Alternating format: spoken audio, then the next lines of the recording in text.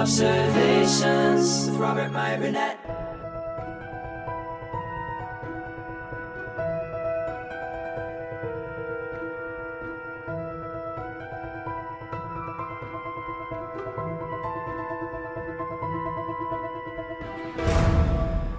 Ooh, James Wallace writes in. James Wallace says, "Hi, Rob. I wanted to touch on a couple of topics in this letter.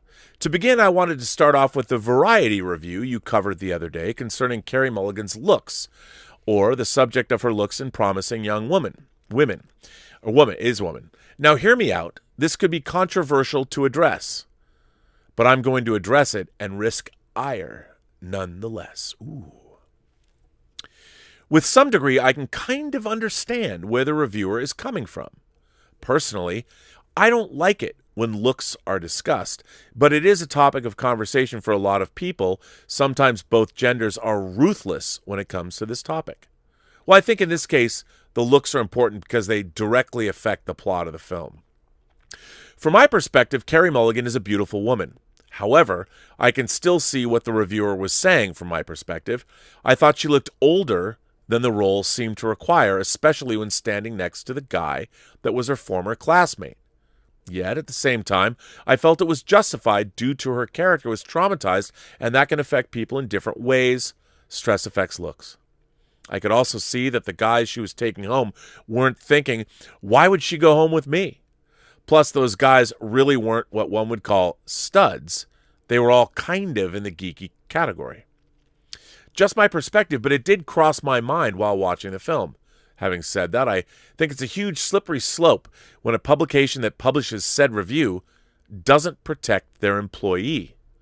By publishing the review itself, they're saying, we approve of this work. 100%, absolutely. For Carey Mulligan to jump in there shows maybe a bit of privilege on her part. Absolutely. People hear negative comments all the time at the workplace. And you know, actresses, of course, are known for how insightful and stable and zen they are about criticism. Yes, people's looks are discussed in the workplace. If people knew how headshots of actors were discussed in an office in Hollywood, they would be shocked. Yes, they would. Also in public, I've had people comment on my hairstyle more than I care for, but oh well, come on, man, you look great. I've seen your hair. Miss Mulligan is showing she has thin skin to just not let the comment go. It's an opinion by a reviewer who will not be as famous or have the wealth she has. She's brought attention to the review that wouldn't have been there unless she said something. Even as I say she's thin-skinned, I get her point. But still, choose your battles, because to me she looks pretty and privileged, and to wield her power upon because she looks petty and privileged to wield her power upon a publication. What's next? Every time a director or actor doesn't like a comment in a review about their work, the publication will apologize? If a comment is made in a film about a character's looks, the studio will apologize? It's a slippery slope. Having said that, I loved Promising Young Woman. My opinion of the film hasn't diminished, but my opinion of Miss Mulligan kind of has. Even though I've heard she's a really nice person. I watched a screener DVD of the film last Friday along with screener DVDs of Malcolm and Marie and News of the World. One film was brilliant. Loved the ending. I'm talking about Promising Young Woman. One was good and the ending was heartwarming despite my issues with Tom Hanks' accent. And one I just couldn't understand why Netflix paid $30 million for the film when if you want to watch a couple argue for 90 minutes, I'll go to a friend's house. If anything as good has come out of this pandemic, it's that films are almost on a level playing field. Independent films and blockbuster studio films are almost making the same money in their theatrical release or receiving the same attention on streamers or VOD. News of the World cost $38 million to make, and it's made $10 million in domestic theaters. And Netflix bought the international rights, and if they spent $30 million on Malcolm and Marie, which cost $2.5 million to make, a huge miscalculation in my opinion, I'm sure they spent a little more than that for News of the World. That film probably has made its money back, and it's not some blockbuster type of film, but the film is doing well with VOD along with some other films that aren't huge releases. Promising Young Woman has made nearly $5 million in theaters. 2 films, one with a star and one with a good actress, yet only separated by a few million at the box office. Wonder Woman 1984 is at $40 million, and it's been out for nearly 3 months. 40 million. Tenant made 57 million domestic and 363 million worldwide in theaters, yet that was considered a disappointment. Yet Wonder Woman 84 is considered a hit with 154 million worldwide. Plus, we're not taking into account how much it cost to make Wonder Woman 84 and the 20 million spent to appease Gal Gadot and Patty Jenkins. Did HBO Max triple their subscription base? No, it doubled. Wonder Woman 1984 received 14.5 million views in its first 48 hours. Now, just for comparison, in 2018, The Christmas Chronicles received 20 million views on Netflix in its first week, which represents $200 million if it were ticket sales. Say Wonder Woman 1984 got 20 million views in its first week, plus the box office, then that's 354 million. Yet Wonder Woman just a few years ago made 822 million worldwide, and Warner Brothers is fast-tracking the third film? We're talking about a $468 million difference. And I've read $200 million was spent on the film, not counting P&A, which is prints and advertising, plus the debt while withholding the release for almost a year. Pretty sure the same amount of money spent on Wonder Woman 1984 wasn't spent on Christmas Chronicles. Plus, Christmas Chronicles Part 2 is doing pretty well for the streamer. In essence, Wonder Woman 1984 is a flop, and yet a third film is fast-tracked. We'll see how that film turns out in a couple of years. There's a reason why Tenant isn't on HBO Max yet. It's because it's doing well in VOD, either topping 2 charts or just being in another chart in the top 10. Plus, Tenant was the top-selling Blu-ray for 5 weeks. Shouldn't that point to the film being a success? HBO Max could have it on their streamer now, but they're holding back. Does this show that they lack confidence in their own streaming service? Promising Young Woman is now on VOD, and word of mouth and awards talk might make the film a huge success. Pretty sure it was a Tier 1 budgeted film, judging from the production values, which brings me to my point.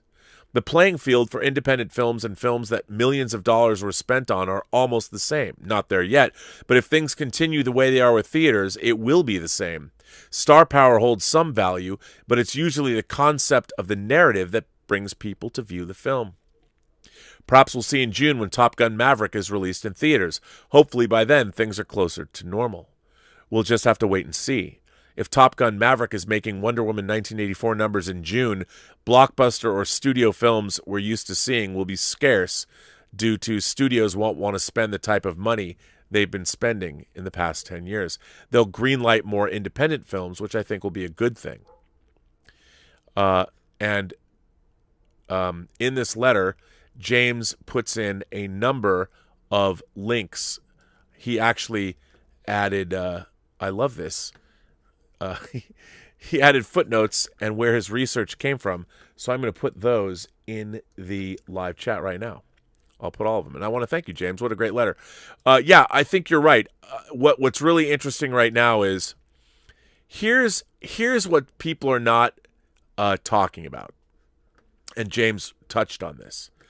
Is that when you are watching movies now on streaming services, and I've often said this myself, and that is, when you're watching, let's just say all movies are 2 hours. They're not, but let's just say if they are this argument, they are. When you sit down and watch a movie, you're not thinking to yourself, oh, I'm watching this blockbuster film. I'm watching this movie that costs $200 million.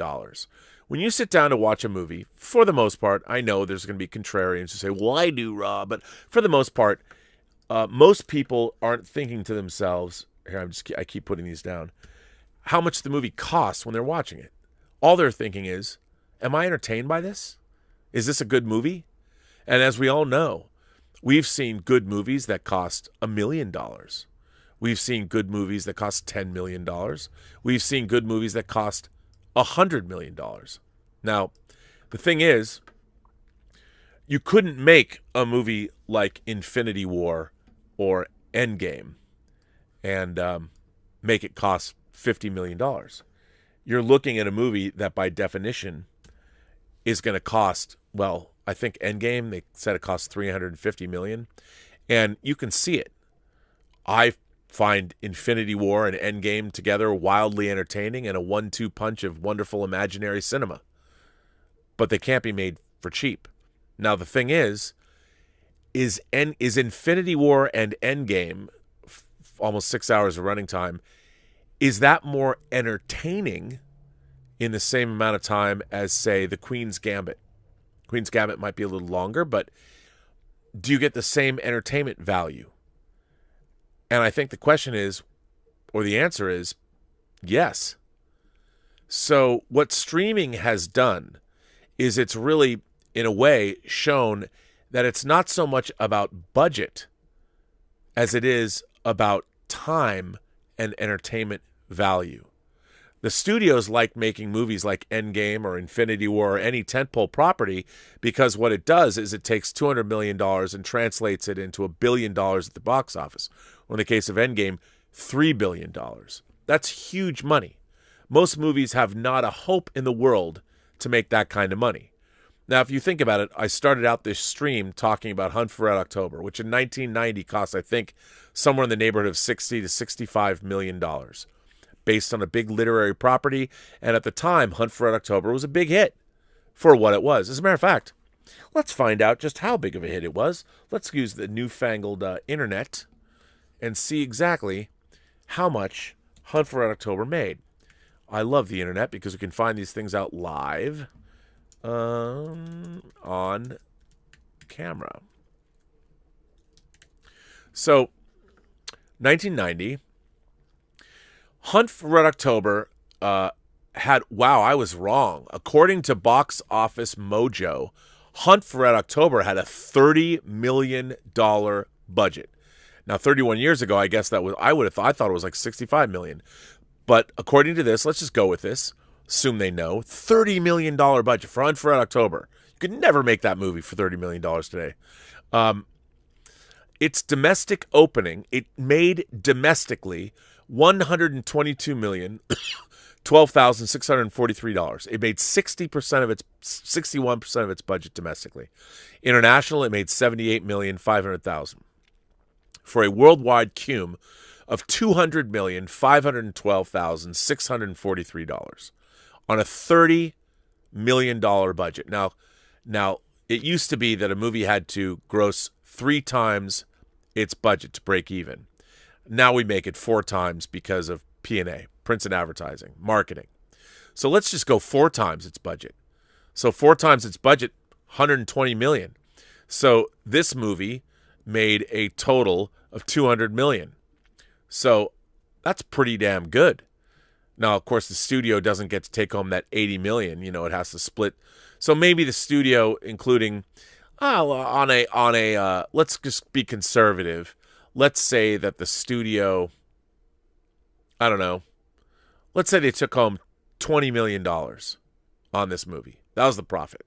$20 million. $30 million spend. When all is said and done, they make $20 million in profit.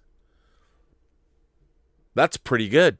You know, my rule of thumb when I'm talking about independent movies is when I deal with an investor, you want to give them 30% back on their money.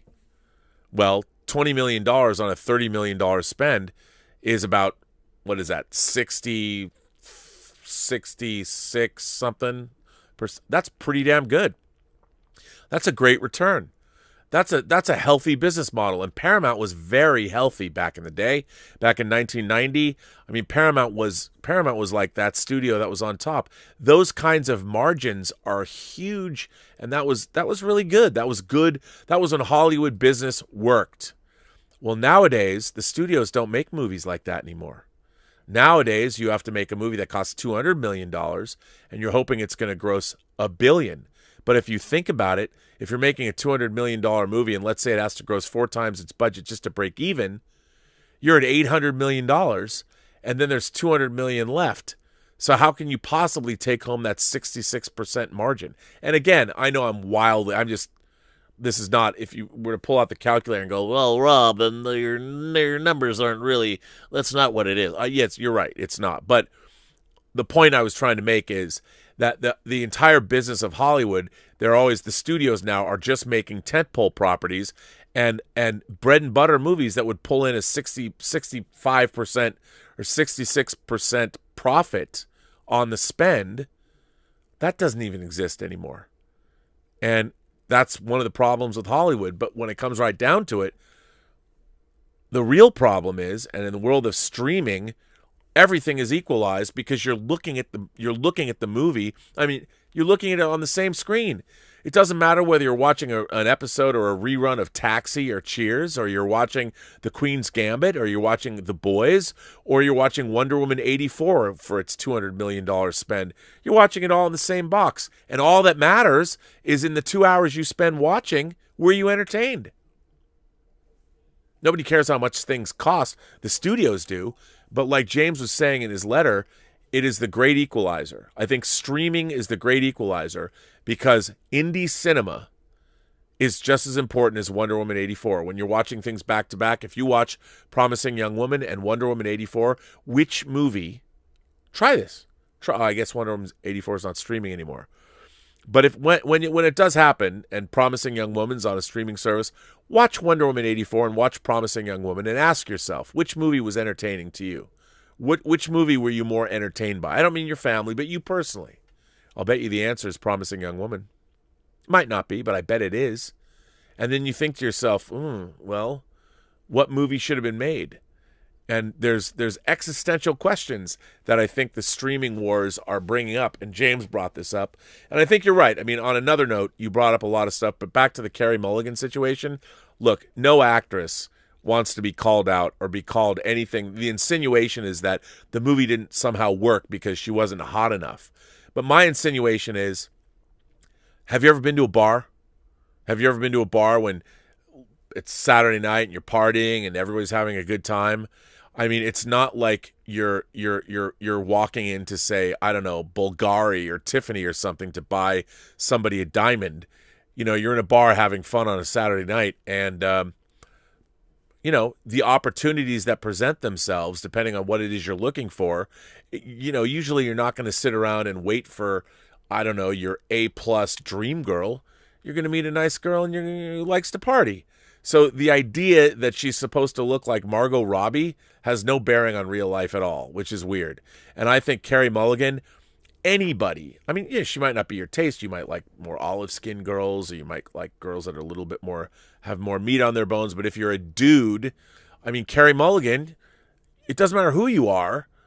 That's a nice girl to meet on a Friday or Saturday night. And so I think it works out whether she looks older or not. She could very well be older.